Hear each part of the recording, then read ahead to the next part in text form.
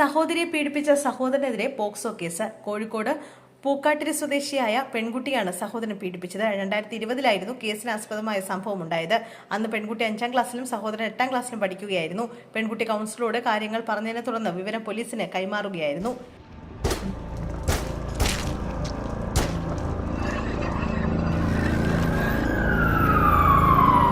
പ്രണയം നിരസിച്ച 17-കാരിയുടെ വീട്ടിൽ പെട്രോൾ ബോംബ് എറിഞ്ഞ പ്രതികൾ പിടിയിൽ. പാലക്കാട് കുത്തന്നൂരിലാണ് സംഭവം. കുത്തന്നൂർ സ്വദേശിയായ അഖിൽ, സുഹൃത്ത് രാഹുൽ എന്നിവരാണ് അറസ്റ്റിലായത്. 17-കാരിയുടെ വീട്ടിലേക്ക് വ്യാഴാഴ്ച പുലർച്ചെ 1:30 പെട്രോൾ ബോംബ് എറിഞ്ഞത്. പെൺകുട്ടി പ്രണയം നിരസിച്ചതാണ് അഖിലിനെ പ്രകോപിതനാക്കിയത്.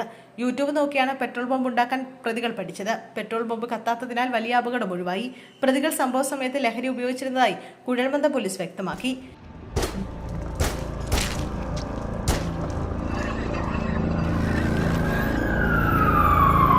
സ്വത്ത് വിൽക്കാൻ വിസമ്മതിച്ച ഭാര്യയെ വെട്ടിക്കൊലപ്പെടുത്തി ഭർത്താവ്.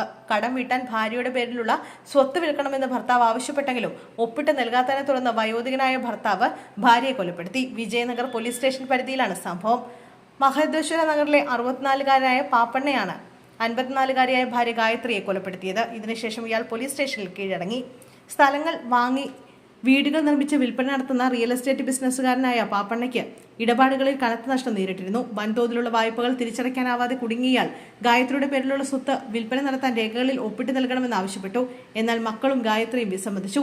ഉച്ചഭക്ഷണത്തിന് ശേഷം മക്കൾ വീട്ടിലില്ലാതിരുന്ന സമയത്ത് ഭാര്യയുമായി തർക്കിക്കുകയും കോപാകുലനായ പാപ്പണ്ണ ഗായത്രി ആക്രമിക്കുകയായിരുന്നു. തലയിലും നെഞ്ചിലും വയറ്റിലും ഒന്നിലധികം തവണ ചവിട്ടി. പിന്നാലെ പ്രതി വിജയനഗർ പോലീസ് സ്റ്റേഷനിൽ കീഴടങ്ങി.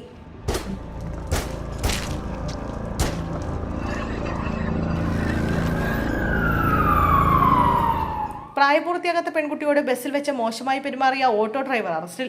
തിരുവനന്തപുരം കുന്നത്തുകാൽ നട്ടറത്തല വീട്ടിൽ 23-കാരൻ സുജിത്തിനെയാണ് വിഴിഞ്ഞം പോലീസ് അറസ്റ്റ് ചെയ്തത്. വിഴിഞ്ഞം പ്രദേശത്തെ ഓട്ടോ ഡ്രൈവർ ആയിരുന്നു. സ്ഥിരമായി തന്റെ ഓട്ടോയിൽ കയറിയിരുന്ന പ്രായപൂർത്തിയാകാത്ത കുട്ടിയെ വിളിച്ചു വരുത്തി തിരുനെൽവേലിയിൽ എത്തിച്ച് ബസ്സിൽ വെച്ച് മോശമായി പെരുമാറിയെന്നാണ് പരാതി.